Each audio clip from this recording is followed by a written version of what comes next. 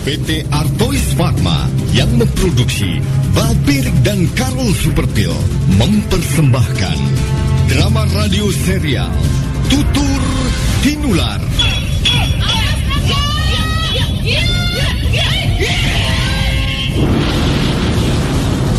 Sebuah kisah yang bertutur tentang semangat kesatria, kesetiaan, nafsu angkara, politik dan kisah asmara.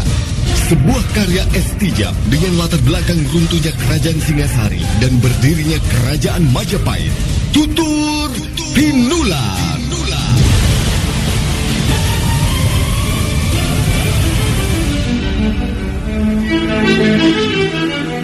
Naskah ditulis dan diolah oleh Estijab. Hiasan musik dan sutradara C. Ispriyonoka. Kali ini mengetengahkan episode ke-23 dengan judul Wong Agung Turun Gunung. Dalam seri ke-681 ini didukung oleh para pemain Ferry Fadli sebagai Arya Kamandanu, Mas Burhan sebagai Wong Agung, Heri Stiono sebagai Sang Rama Wijaya, Idris Apandi sebagai Ramapati, Lili Nur Indasari sebagai Luh Cinggan, dibantu oleh Yadin dan Amiruddin, dan Asdi Suhastra, pembawa cerita. Selamat menikmati. Aduh, sakit pinggang, jalannya sempoyongnya. Boyok guloro. Sakit pinggang jadi sembuh, minum Karol Superpil. Aduh, rematik kuku mah. Sakit pinggang, encok, rematik. Minum Karol Superpil. Buang air kecil jadi lancar dan sakit pinggang hilang. Aduh, sakit pinggang, jalannya sempoyongnya. Encok guloro. Sakit pinggang jadi sembuh, minum Karol Superpil. Karol Superpil menghilangkan sakit pinggang, encok dan rematik. Produksi Artois Pharma. Baca aturan pakai.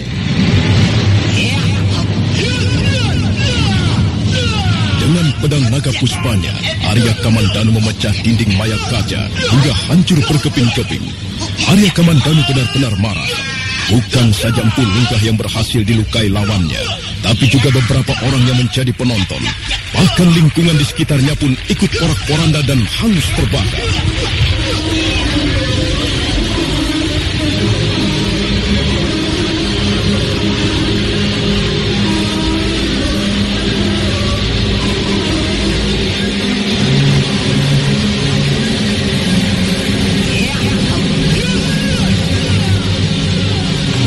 Aku yakin, sebentar lagi orang itu pasti sudah bisa diringkus Gusti Arya Kamandanu untuk dibawa menghadap Gusti Prabu ke istana. Mudah-mudahan begitu. Karena kalau bukan Gusti Arya Kamandanu, siapa lagi yang bisa menangkap pendekar tua aneh itu? Ya, kita cuma bisa berharap. Karena pada akhirnya Sang Hyang Widilah yang bisa menutup. Lihat, mampuslah dia sekarang. Iya. Kemanapun menghindar dan berkelit, Gusti Kamandanu dapat menebak dan mengejarnya. Iya. Jurus-jurus orang itu sudah bisa dibaca oleh Gusti Kamandanu. Syukur. Dia rasa dia. Dikira Gusti Kamandanu bisa dijadikan mainan. Nah, sekarang biar dia tahu rasa. Siapa Arya Kamandanu? Nah. Dia betul-betul kelabakan. Dia gugup dan serba salah.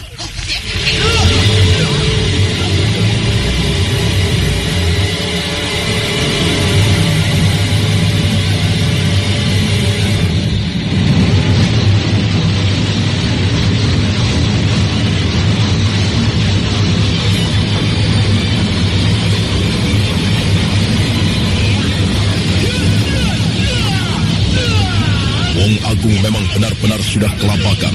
Arya Kamandanu tak memberinya ampun sedikit pun. Kemanapun lari dan menghindar, selalu dicegat serangan Arya Kamandanu. Wong Agung bingung dan hampir tak percaya.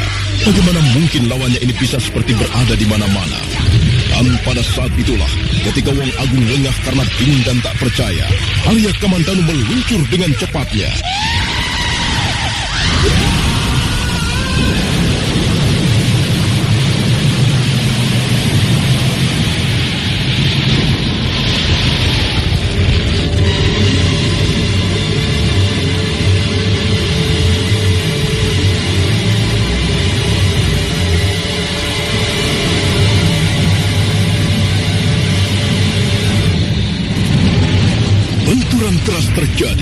tubuh Weng Agung terlempar tinggi ke udara.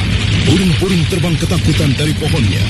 Orang ramai menyaksikan dengan hati berdebar, mata tak berkedip, dan saling menahan nafas. Tak lama kemudian, tubuh Weng Agung kembali turun melayang ke bawah dan jatuh berdebam di tanah. Namun dengan cepat Weng Agung segera bangkit dan balik menyerang dengan terengginas.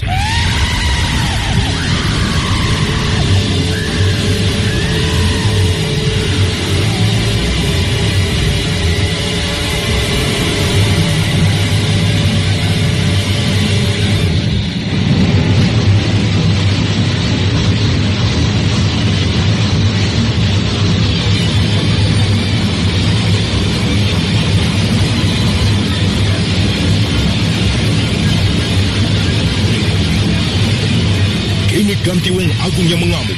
Hawa panas yang dikeluarkan dari Aji Segara Geni membakar apa saja yang ada di dekatnya. Orang yang menonton semakin jauh meninggalkan tepi halaman candi. Bahkan banyak di antara mereka pergi meninggalkan tempatnya menonton.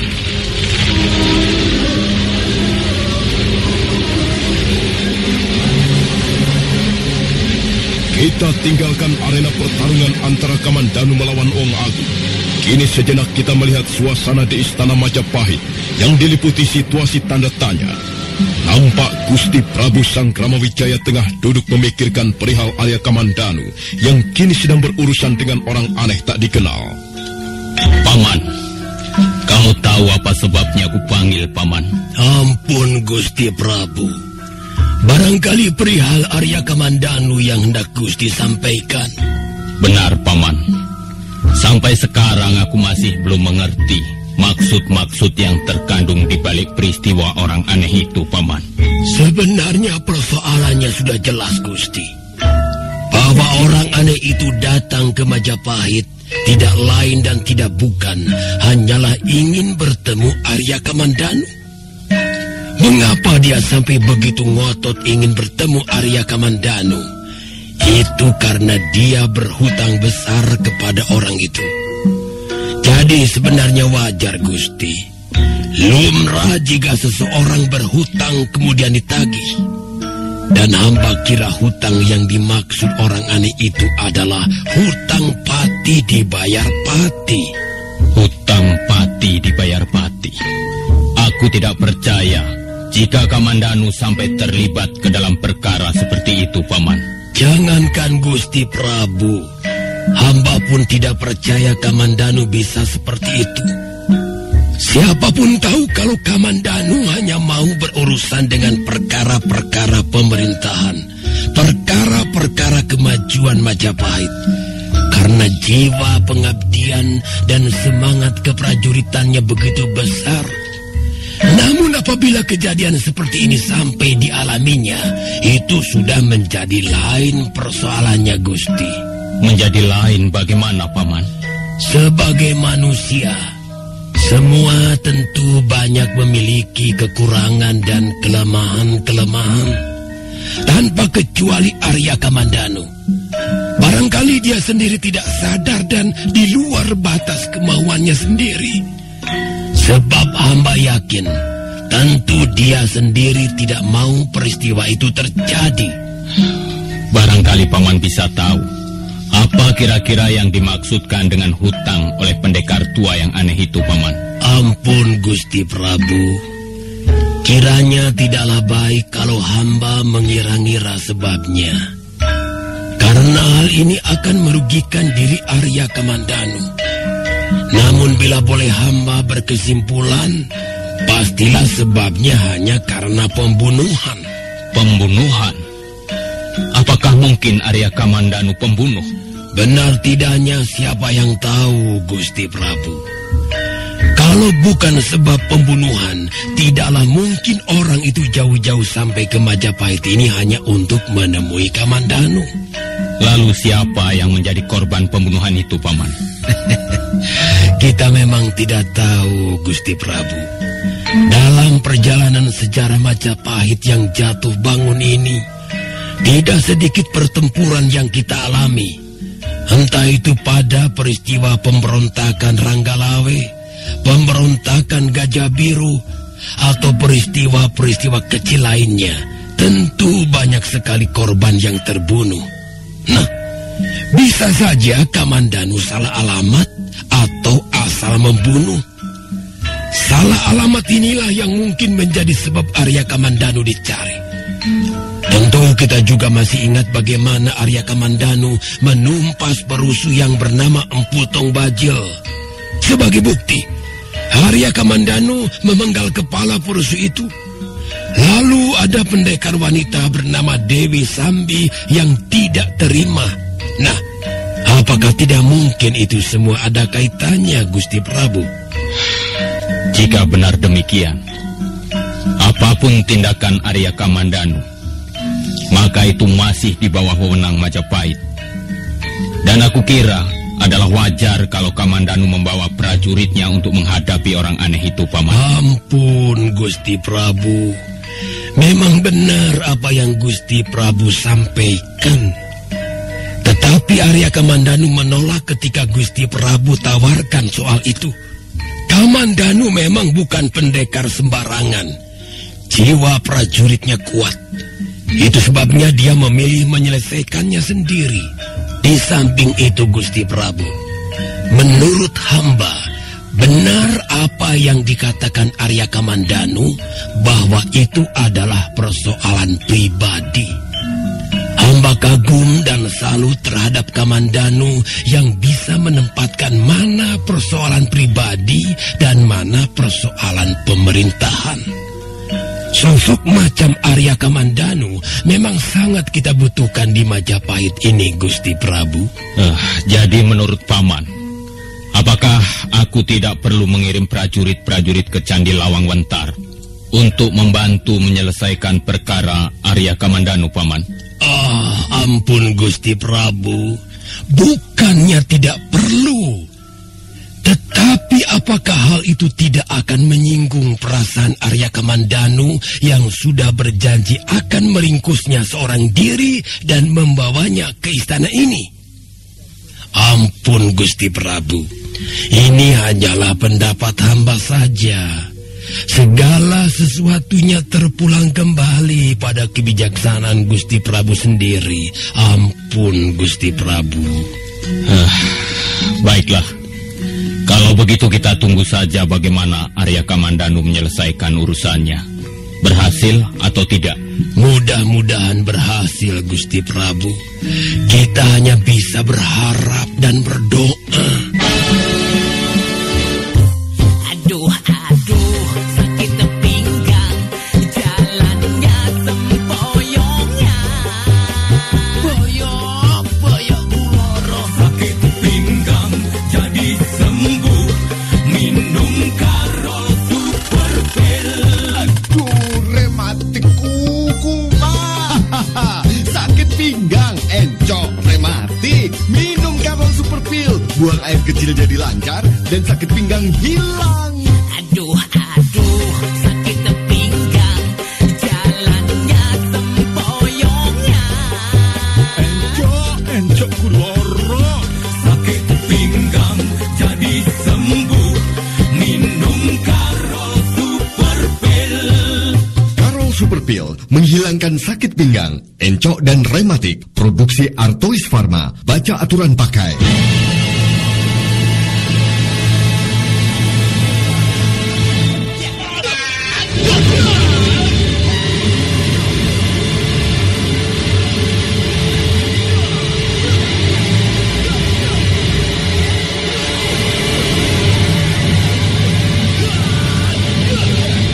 Kita kembali ke arena pertarungan Kamandanu melawan Wong Agung.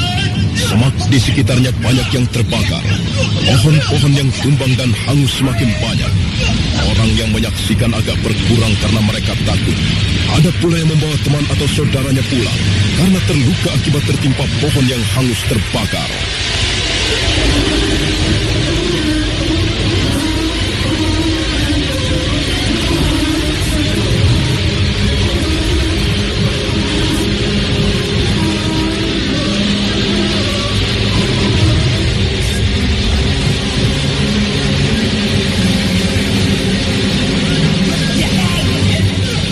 Wong Agung mengamuk. Pukulan segara geninya seperti membabi buta, terlontar tanpa arah dan tujuan yang pasti. Setiap pukulan Aji segara geni meluncur, maka saat itu pula sasaran yang terkena hangus seketika. Kamandanu kembali menyerang. Wong Agung tak sempat berkelit menghindar, maka benturan pun terjadi.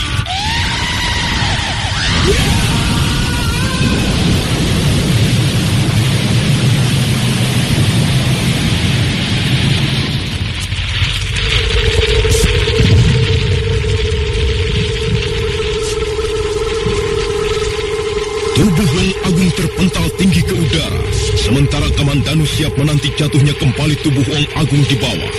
Demikian tubuh itu hampir menyentuh tanah. Tak pelak lagi, Arya Kamandanu lagi-lagi melontarkan serangannya yang dahsyat.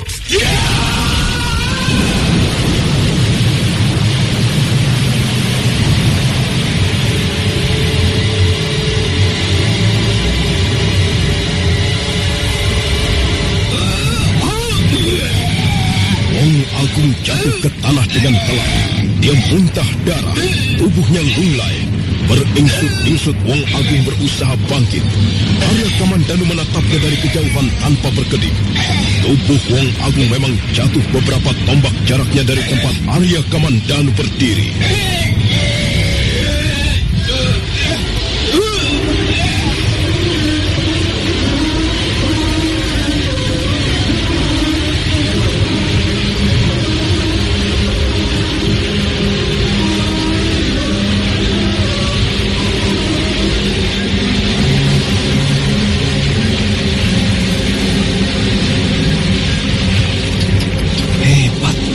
Gusti Kamandanu hebat. Perhatikan. Itu lihat. Sepertinya ada darah keluar dari hidungnya. Ya, benar. Darah kental kehitam-hitaman. Oh, dia bangkit lagi. Tapi mana mungkin dia bisa menyerang. Berdiri saja Limbung. Lihat. Dia mendekap dadanya. Aku rasa dadanya itu yang kena sasaran pukulan Gusti Kamandanu. Kalau sudah begitu, rasanya kasihan juga ya melihatnya. Sudahlah. Bukankah kita mengharapkan Gusti Kamandanu yang menang? Kang, dia mencoba berdiri tegak, Kang. Jangan-jangan menyiapkan gempuran yang lain. Aku yakin. Biar bagaimana juga, dia tak mungkin bisa kembali menyerang. Memang benar, Wong Agung hanya bisa berdiri sempoyongan sambil mendekap dadanya kuat-kuat. Darah kental berwarna kehitam-hitaman nampak mengalir keluar dari kedua lubang hidungnya. Arya Kamandanu mengawasinya dengan tajam. Pedang naga puspa masih tergenggam erat di tangannya. Kembali Wong Agung muntah darah. Wajahnya pucat pasi, bibirnya bergetar menahan sakit.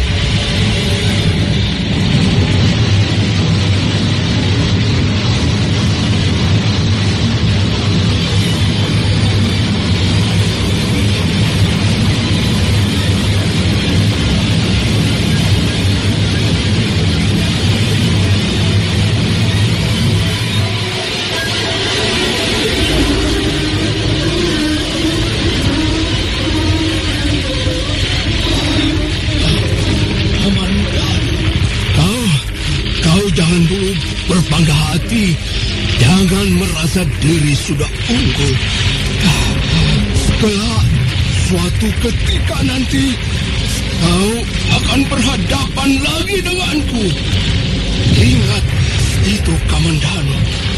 Aku akan datang lagi untuk mencabut nyawamu. Mengapa harus nanti? Mengapa tidak sekarang ini? Ayo, bunuhlah aku. Bunuhlah aku kalau kau mampu. Rahanan busuk. Jangan lari kau. Hai, Pangju. Akan ku kejar kemanapun kau lari. Paman Kamandanu. Ayah. Adikku. Ayah. Ada apa adikku? Ayah, Paman. Ayah.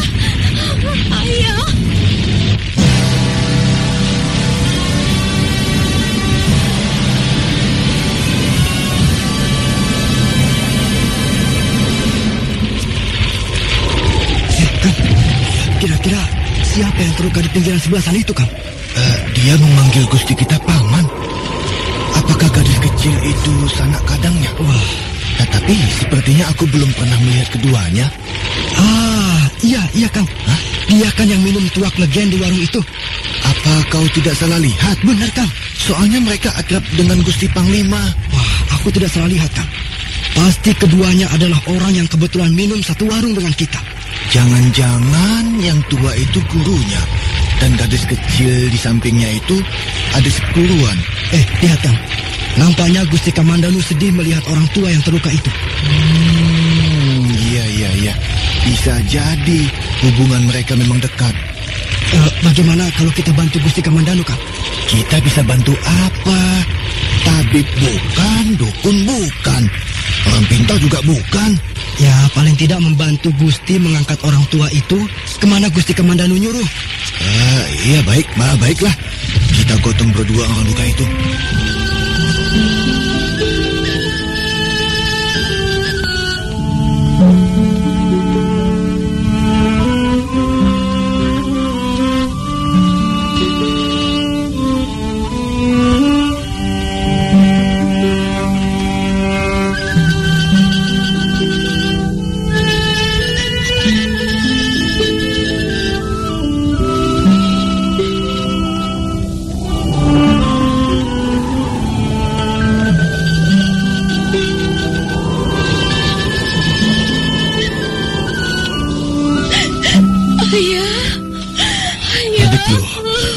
Ada apa dengan ayahmu?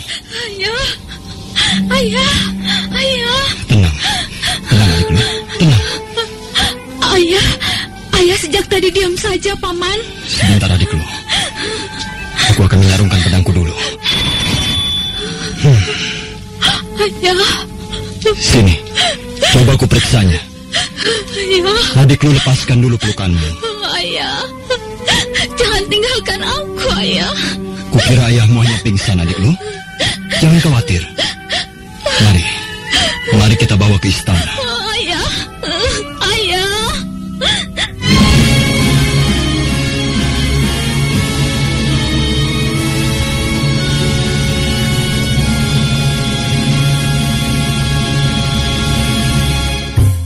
Aduh, sakit pinggang, jalannya sempoyongnya.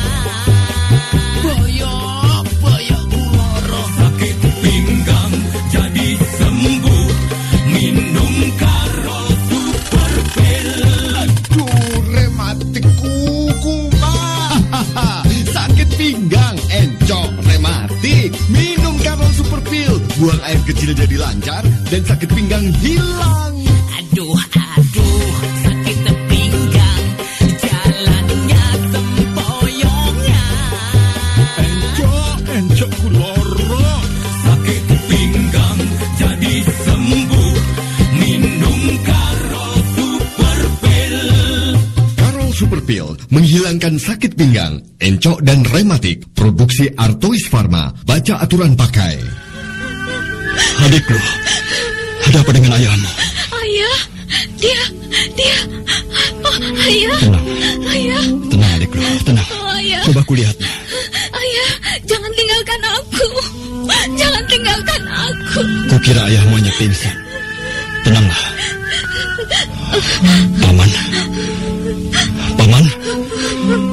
Paman Lungga.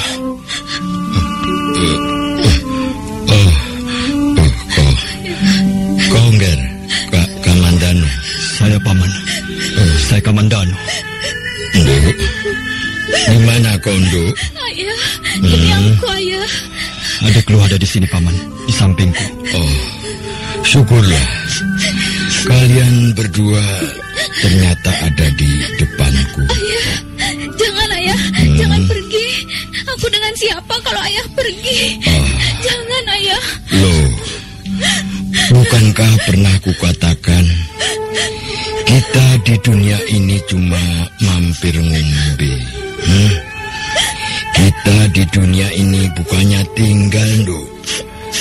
Tempat kita yang sebenarnya ada di atas sana. Ayah, jangan. Tidak. Kita tidak bisa menyalahi kodrat, Nduk. Manusia itu terbatas sekali. Dari tiada akan kembali ke tiada. Ayahmu ini sudah tua. Rasanya sudah cukup tugas dan tanggung jawabku mendidikmu, membesarkanmu sampai kau sudah sebesar ini. Ayah. Ayah. Ayah. Jangan menangis berlebihan, Nduk. Itu tidak baik. Segala sesuatu yang sifatnya berlebihan itu tidak baik, Nduk. Begitulah yang ayah mau sampai kau sebesar ini. Kamandanu. Iya, Paman. Aku percaya bahwa kau bisa menjaga anakku Luh Jinggan. Paman. Dia memang kadang-kadang bandel, beling. Tapi sebenarnya dia anak yang lugu, polos, dan sederhana. Ya, Paman. Saya tahu. Keinginannya ke Majapahit sudah kupenuhi. Juga keinginannya bertemu kau sudah kupenuhi. Ayah. Ayah. Aku sudah puas. Aku rela. Aku titip di Angger. Paman. Loh Jinggan. Di mana kau, Nduk? Ayah, aku di sini, Ayah. Loh, kau sekarang sudah besar, Nduk. Sifat kekanak-kanakanmu harus kau buang. Kau sekarang sudah tumbuh menjadi gadis. Hendaknya kau bisa menempatkan diri. Pamanmu, Arya Kamandanu, akan menjagamu siang dan malam. Sedang ayah cuma bisa melihat dan mendoakanmu dari tempat yang jauh. Kita tidak berpisah, Nduk. Kita hanya berpindah tempat. Jadilah gadis yang baik. Biar ayah di alam sana pun ikut bahagia. Gadis yang baik adalah gadis yang tahu menjaga tata krama, menghormati sesama, rendah hati, dan tunduk kepada yang lebih tua. Gadis yang baik adalah gadis yang bisa merawat dirinya sendiri. Tidak gampang terkena bujuk rayu dan tahu mana yang baik dan mana yang tidak baik. Kau dengar itu, Nduk? Iya. Kamandanu. Iya, Paman. Kalau sudah sampai waktuku, tolong bawalah aku kembali ke desa Kedung Peluk. Iya, Paman. Saya akan penuhi permintaan Paman Lungga. Terima kasih. Paman. Ayah. Paman Lungga. Ayah. Oh, Ayah. Jangan pergi. Ayah. Jangan tinggalkan aku. Ayah.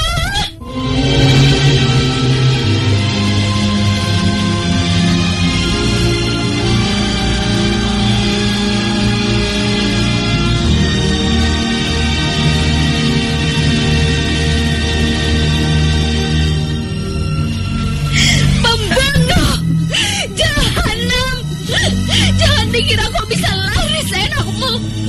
Kemanapun kau lari, dimanapun kau ada, akan ku kejar. Pembunuh jahanam, rasakan balasan. Adik lu.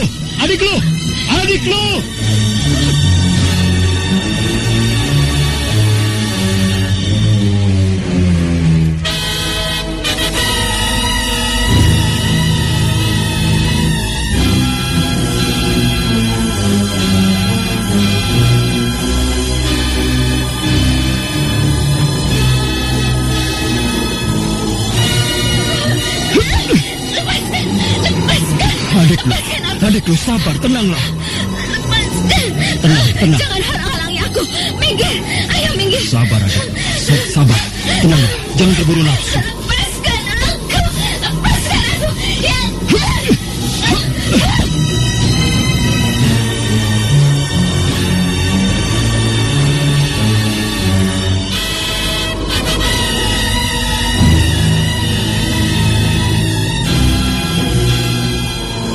Luh Jinggan sudah mata gelap. Dia ingin membalas kematian ayahnya. Arya Kamandanu repot mengatasinya. Luh Jinggan tidak peduli siapa yang menghadang di depannya. Dia terus berontak hendak lepas dari dekapan Kamandanu.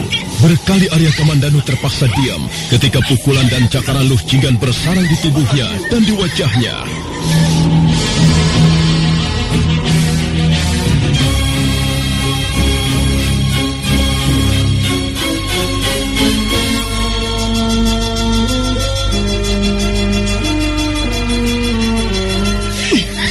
Luh Jinggan terus berontak. Dia sudah kalap dan ingin mengejar Wang Agung pembunuh ayahnya. Arya Kamandanu dengan sabar melayani luapan emosi Luh Jinggan. Tidak sedikit goresan kuku Luh Jinggan melukai tangan dan wajah Arya Kamandanu. Sampai akhirnya, gadis kecil itu lemah sendiri karena capeknya. Dijatuhkannya tubuh Luh Jinggan ke dada Kamandanu yang bidang. Dia terisak, terseduh, dan menangis sepuas-puasnya. Ayah, aku ingin membalas kematianmu, Ayah. Karena orang itulah Ayah terpaksa meninggalkan aku sendirian. Ayah. Adikku, kau tidak sendirian. Di sini ada aku. Nanti kau akan lebih tidak sendirian lagi. Kau sudah sampai di rumahku. Di sana ada Bibi Sakawuni, ada Panji Ketawang. Kau nanti bisa bermain-main dengan Panji Ketawang. Tapi aku belum puas kalau belum membunuh pembunuh ayahku. Aku ingin membinasakan dia. Iya, boleh saja. Tapi tidak sekarang. Karena sekarang kita harus mengurusi dulu jenazah ayah. Persoalan membalas dendam bisa kita atur kemudian. Aku pasti membantumu. Nah, sekarang marilah kita urus dulu jenazah ayahmu. Sekarang mari kita kembali ke tempat semula. Kita bawa jenazah ayahmu untuk kembali ke desa Kedung Peluk.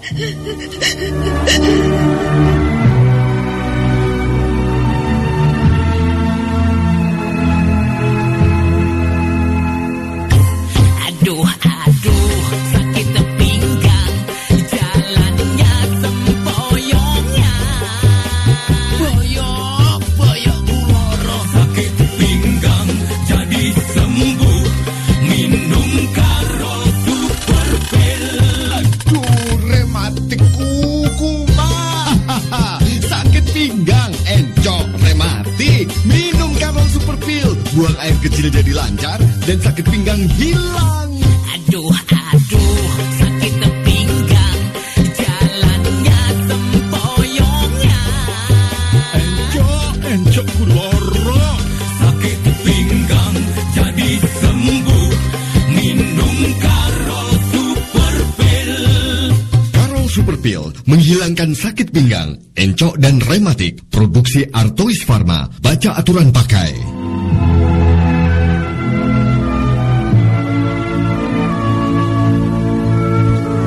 Akhirnya Kamandanu bisa membujuk Luh Jinggan. Keduanya lalu kembali ke tempat di mana jenazah Pulungkah tergeletak. Suasana hening. Sisa-sisa api masih kelihatan membakar semak belukar. Pohon-pohon yang bertumpangan melintang di sana-sini. Sepintas lalu orang akan bisa menebak bahwa tempat itu baru saja dijadikan ajang pertempuran besar antara dua pendekar pilih tanding. Ketika Kamandanu dan Luh Jinggan sampai di tempat semula, di sana sudah ada dua orang desa menunggui jenazah Empu Lungkah. Dua orang desa itu menyembah pada Kamandanu. Siapa kalian ini? Hamba rakyat yang tinggal di sekitar candi ini, Gusti. Lalu maksudmu di sini? Kami ingin membantu Gusti Panglima. Apa saja? Membantu apa? Terserah Gusti Panglima saja. Terus terang, kami berdua menyaksikan pertarungan tadi sejak awal, Gusti. Bahkan kami was-was terhadap keselamatan Gusti. Terima kasih atas perhatianmu. Sekarang kami berdua ingin membantu Gusti menggotong jenazah ini kemanapun Gusti perintahkan. Izinkanlah kami, Gusti. Aku mau membawanya kembali ke desa Kedung Peluk. Wah, desa itu cukup jauh dari sini, Gusti. Sebab itu, biarlah kami berdua membantu Gusti membawa jenazah ini ke sana, Gusti. Benar, Gusti. Kalian ini benar-benar berjiwa tanpa pamrih. Nanti kalau ada penerimaan pegawai istana atau prajurit, kalian akan kupanggil. Ampun, Gusti. Kami berdua membantu bukan untuk itu, Gusti. Tetapi karena Gusti adalah junjungan kami. Juga karena kami kagum atas kedikjayaan Gusti Panglima. Lalu kenapa kalian tak ingin jadi pegawai istana atau jadi prajurit Majapahit? Hamba takut menjadi pegawai istana, Gusti. Karena hamba tidak bisa dengan kehidupan istana. Belum lagi kalau ada rasa sirik, dengki, iri hati di antara pegawai sendiri, Gusti. Terus terang, hamba tidak bisa dengan suasana seperti itu, Gusti. Sekali lagi, hamba mohon ampun, Gusti Panglima. Tidak apa-apa. Lalu mengapa enggan jadi prajurit Majapahit? Bukankah dengan menjadi prajurit, kalian sudah mendharma baktikan diri terhadap Majapahit? Wah, Gusti, ampun sekali lagi, Gusti. Untuk menjadi prajurit, seseorang perlu keberanian. Keberanian bertempur, keberanian membunuh, dan keberanian mengorbankan diri. Tetapi, kami berdua ini tidak tahan melihat darah, Gusti. Kami berdua juga tidak berani melihat kilat pedang dan tombak. Sebab itu, ampun Gusti Panglima. Kiranya biarlah kami menjadi rakyat saja, bercocok tanam dan bertani. Iya, menjadi rakyat yang baik, menjadi petani yang baik, juga sudah merupakan dharma baktimu terhadap Majapahit. Karena menjadi rakyat yang patuh dan petani yang teladan adalah jauh lebih mulia bila dibanding kalian menjadi penguasa, tetapi bertindak sewenang-wenang. Kalian adalah rakyat yang baik dan patuh. Petani yang tidak hanya mengurusi diri sendiri, tetapi masih mau mengurusi orang lain. Aku senang dan kagum pada kalian. Gusti, matur sembah nuwun, Gusti. Baiklah. Sekarang mari kita bawa jenazah ini ke desa Kedung Peluk. Hamba, Gusti. Mari.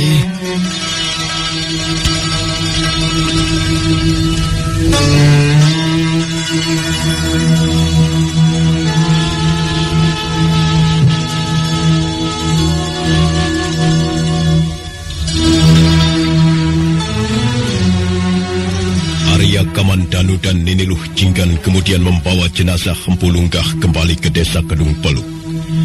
Dengan mengendarai pedati milik petani, jenazah Empu Lunggah dibawa untuk diabadikan atau diperabukan.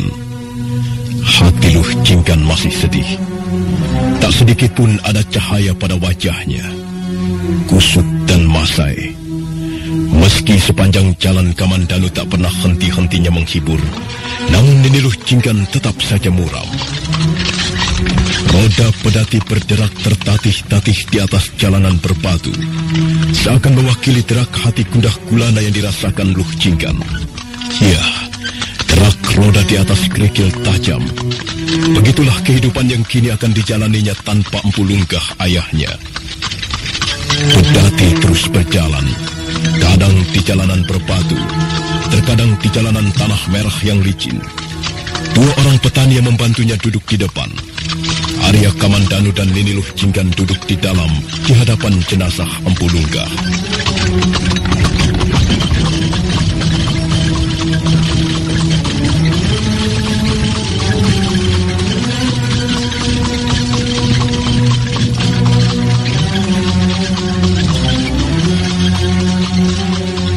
Akhirnya tibalah mereka di desa Kedung Peluk. Segera mereka mengemasi persiapan-persiapan guna upacara perabuan jenazah Empu Lunggah. Dua petani membantunya dengan cepat tanpa banyak suara. Mereka gesit dan terampil. Diam-diam Kamandanu kagum dengan cara kerja mereka.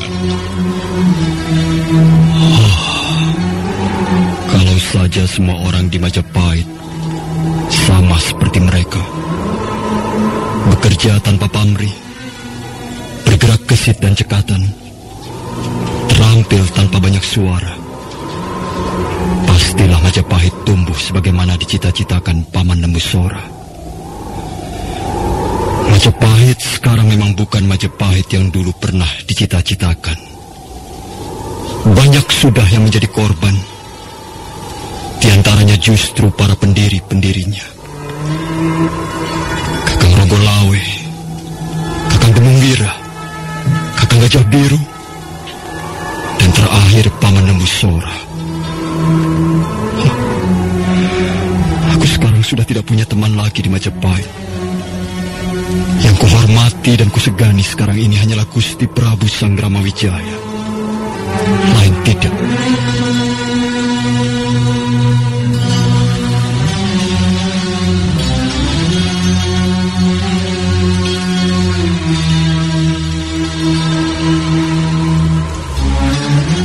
Gusti, semuanya telah selesai kami persiapkan. Terima kasih. Adikku, mari kita mulai upacara perabuan ayahmu. Mari, Paman. Arya Kamandanu membimbing Luh Jinggan menuju samping jenazah ayahnya yang siap untuk diabukan. Dua orang petani itu pun turut serta dalam upacara detik-detik pembakaran jenazah Hampulunggah. Tiba-tiba tangis Luh Jinggan meledak lagi. Dia tak kuasa menatap wajah ayahnya untuk terakhir kali.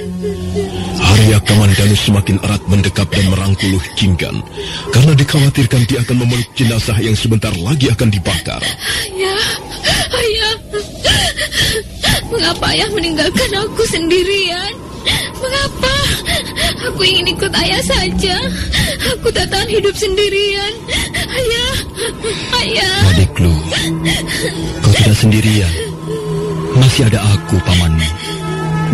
Di Majapahit masih ada bibimu, Bibi Sakawuni. Juga ada Panji Ketawang. Sudahlah, relakan kepergian ayahmu. Jangan menangis.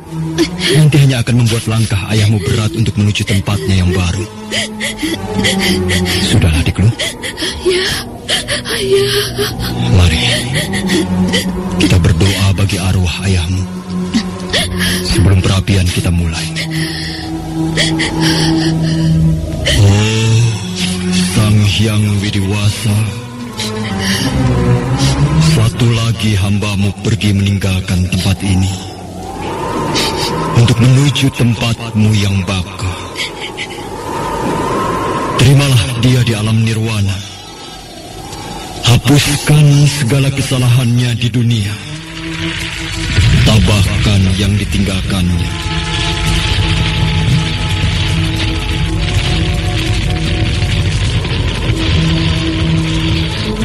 Oh, Sang Hyang Widiwasa, penguasa alam jagat semesta. Dari tiada kembali ke tiada, dari debu kembali ke debu, daripadamu kembali pula kepadamu. Terimalah dia, oh para dewa. Tenang dan tentramkanlah dia di tempatnya.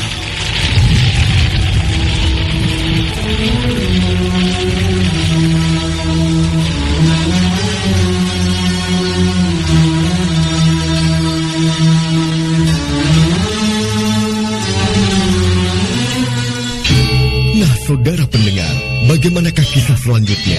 Ikutilah terus drama radio serial Tutur Tinular yang dipersembahkan oleh PT Artois Pharma yang memproduksi Balpirik dan Karol Superpil.